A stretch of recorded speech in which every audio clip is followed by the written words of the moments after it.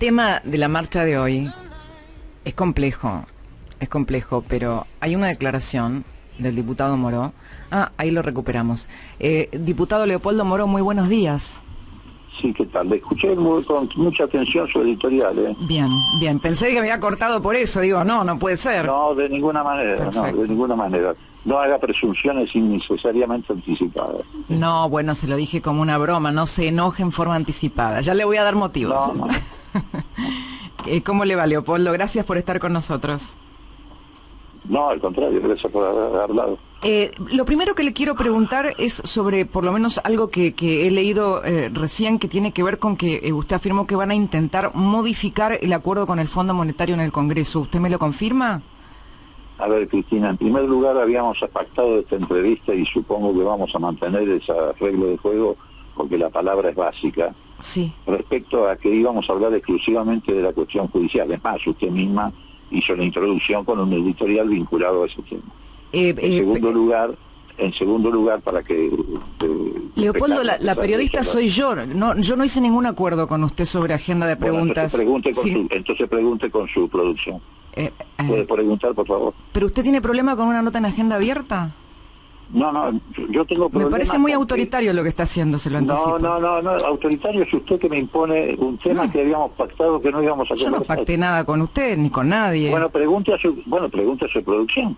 Mi producción no pacta. Leopoldo, ¿de qué estaba? ¿Cómo pasó de Alfonsín a esto que me está diciendo? No entiendo nada de lo que está pasando, le juro.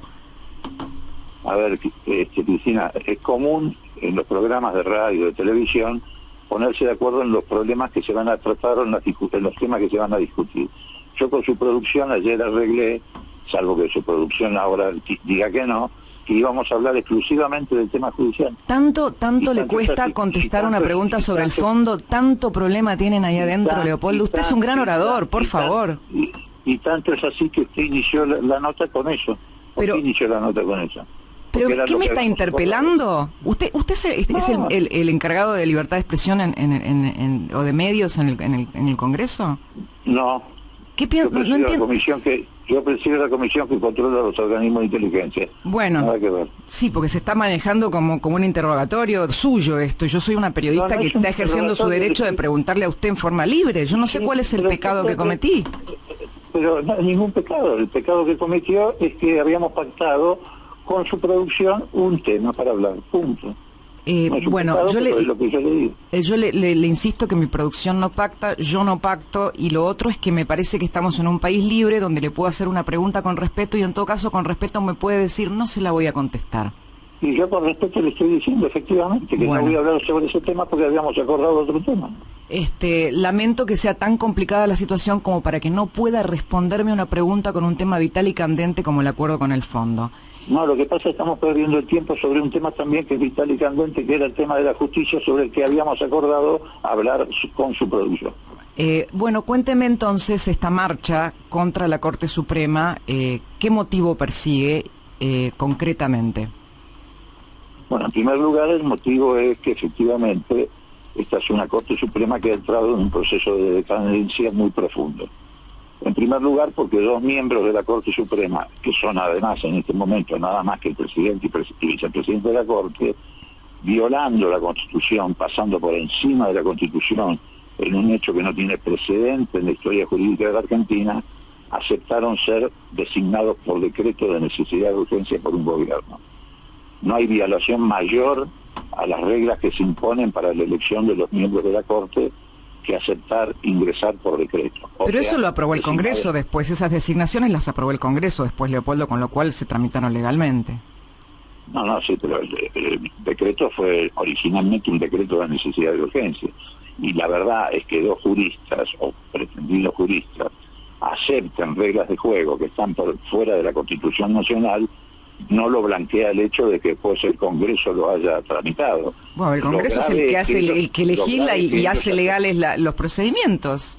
¿Cómo no lo va a blanquear el Congreso? Pero lo que es insólito es que dos jueces, insisto, acepten la posibilidad de ser designados de esa manera. Su juicio es moral, no legal. Disparate. Eso es un juicio moral, no legal. No, y también legal, porque desde el momento el decreto se dictó.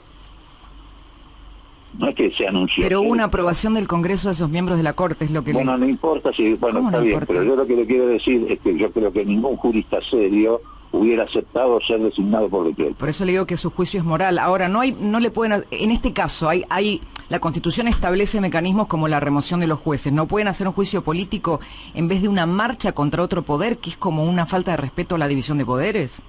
No es una marcha contra otro poder, es una crítica a quienes conducen un poder en función de un conjunto de circunstancias que se han ido sumando, que tiene que ver con fallos que también violentan la Constitución. El último, por ejemplo, vinculado al tema del Consejo de la Magistratura.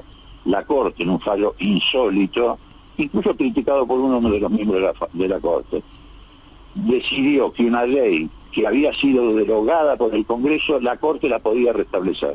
Eso es un desatino constitucional. Pero la Corte está para eso, la Corte está para eso, no está en la Constitución. El control constitucional.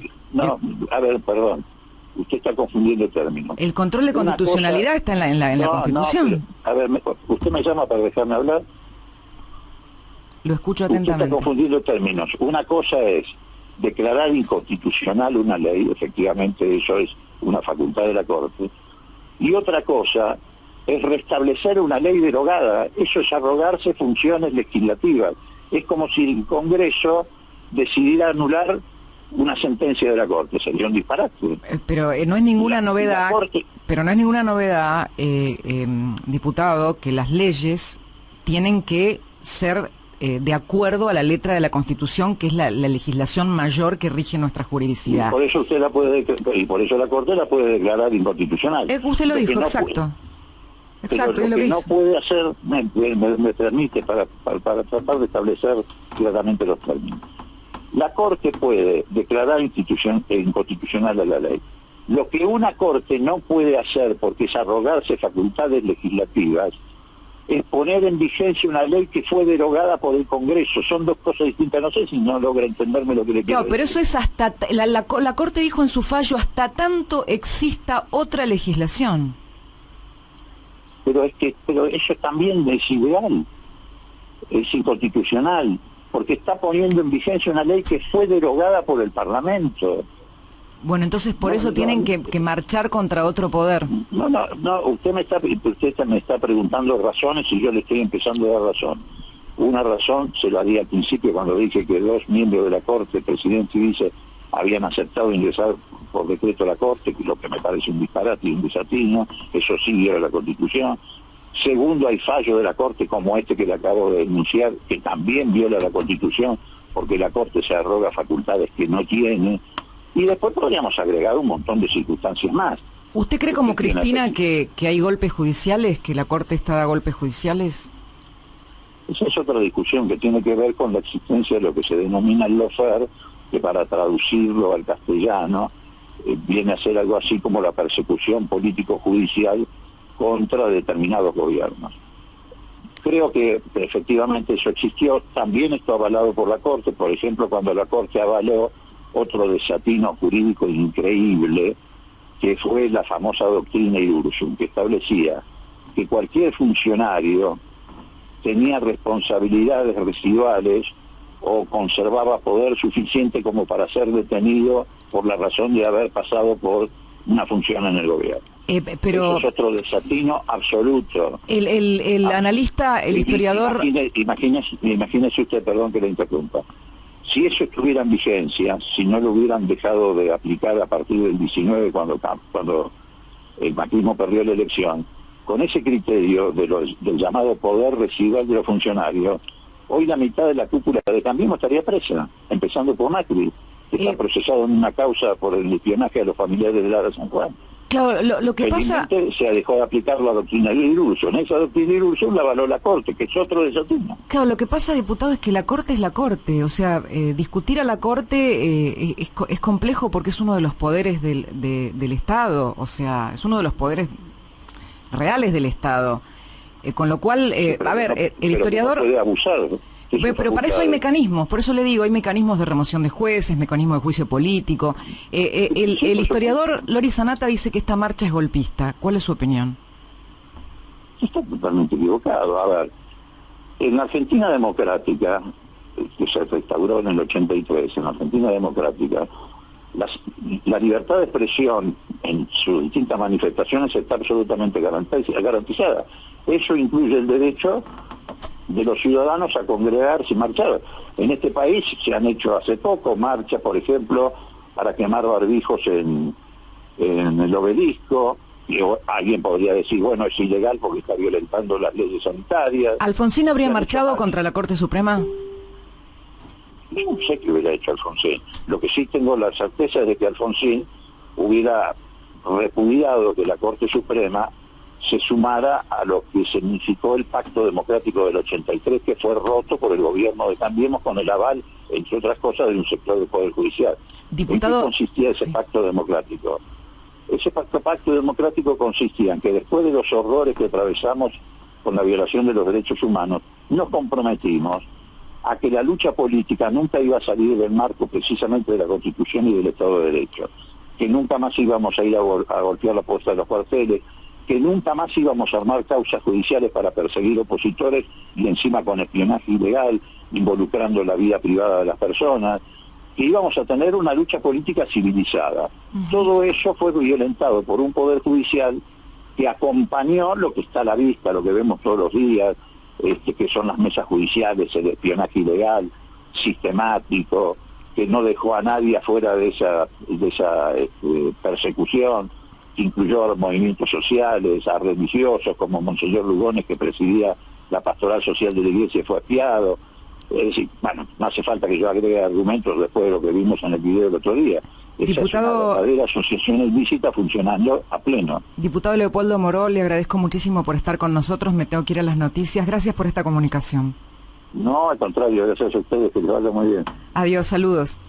Adiós, saludos.